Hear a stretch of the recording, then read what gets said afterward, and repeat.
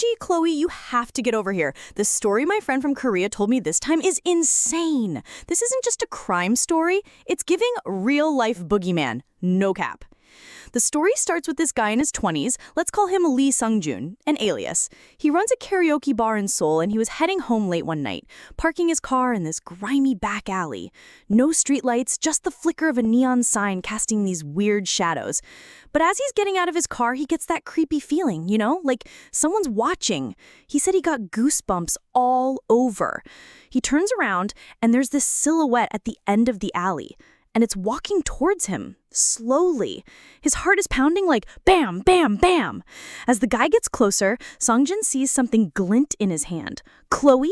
It was a knife. The man stops right in front of him, just staring with these eyes full of hate.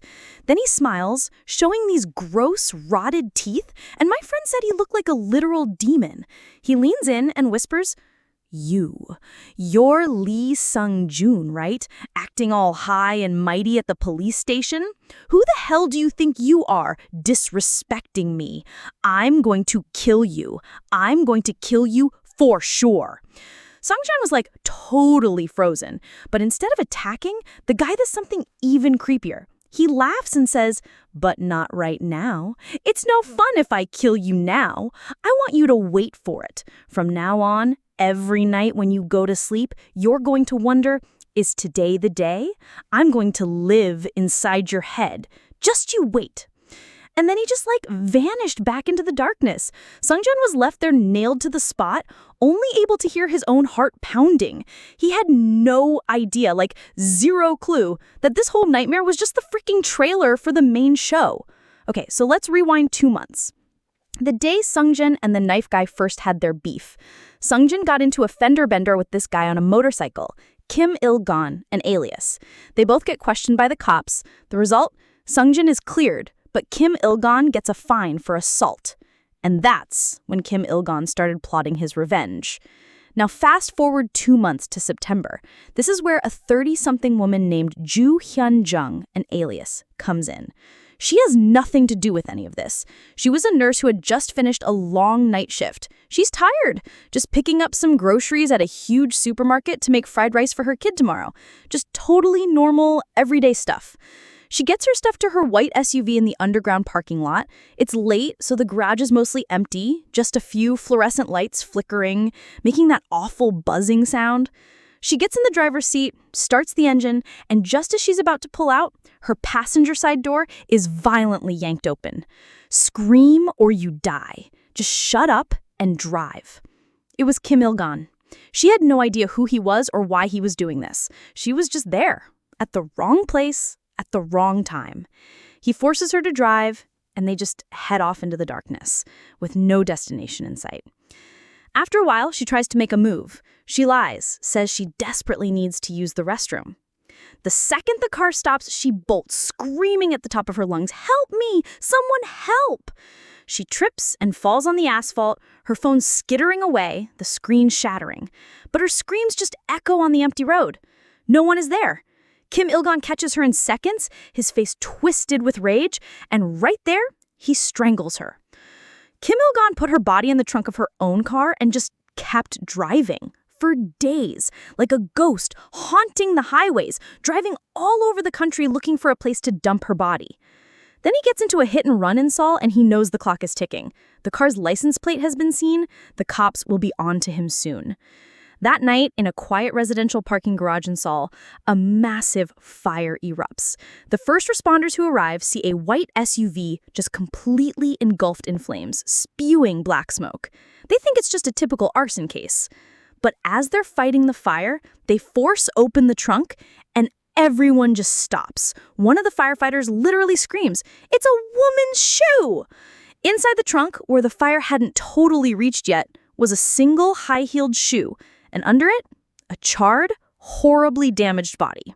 My friend said one of the firefighters was so shocked, he just collapsed and threw up on the spot. The peaceful parking garage had turned into a scene from hell. The investigation begins, a race against a phantom. The detectives on the case knew instantly this was no ordinary killer. Desecrating a body, then setting a car on fire to destroy evidence? This was a pro. They identified the car's owner as Ju Hyun-jung, but tracking her final days was a total mystery. The car had been spotted all over the country. It looked like the investigation was heading for a dead end. And then they got a break. One young forensic tech shouted, "Found one!" When the killer had fled the scene, he touched the main door of the villa's entrance, and there he left a single, faint but crucial fingerprint. The ghost finally had a name. Kim Il-gon, a career criminal with a rap sheet as long as your arm, 22 prior offenses. When the detectives raided his apartment, it was already empty. He had wiped the place clean and vanished. The chase was on, but he was a ghost who knew all the tricks. Kim Il-gon, 48, 22 priors, including aggravated robbery. One of the detectives looking at the wanted poster suddenly stops. Wait a second, that name. He remembered a minor assault case from a few months ago, the motorcycle driver who had beef with a karaoke bar owner.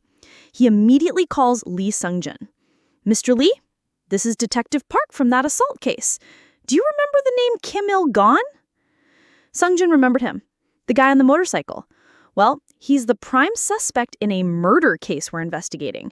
Did he, by any chance, threaten you after your incident?"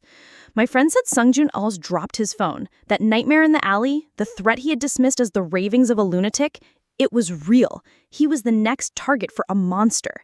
And in that moment, Chloe, two totally separate stories collided into one massive, terrifying reality. The bizarre and almost anticlimactic capture. A nationwide manhunt was on for Kim Il-gon, and the whole country was freaking out. But he was a ghost. Even the most veteran detectives couldn't find him. 9 days into the manhunt, when everyone was exhausted, they get a 911 call from the most random place. An animal hospital. "There's a man here demanding euthanasia drugs and causing a scene." The vet told the cops that the man came in and asked for the drugs. The vet asked, "For what kind of animal?" And the man just stared at her and said, "Not for an animal, for a person." So creepy, right? He left, then came back with a knife and started trashing the place. 2 patrol officers who just happened to be nearby spotted him and realized it was the guy from the wanted posters. After a violent struggle, the monster who had terrorized the country was caught in a pet clinic. It was so absurd, it felt like some kind of weird divine intervention to stop him from killing again. In Kim Il-gon's pocket, the police found 2 knives and a crumpled piece of paper.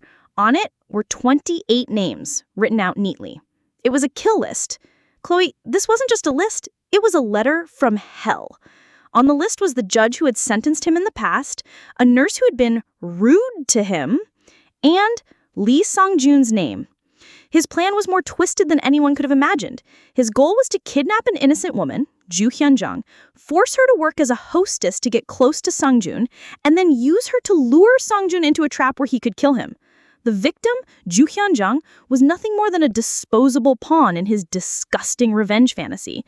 Even in court, he kept muttering, "I have to live longer. I have to kill all of them." He demanded the death penalty, but the court gave him life in prison, which in a way is what saved the other 27 people on his list.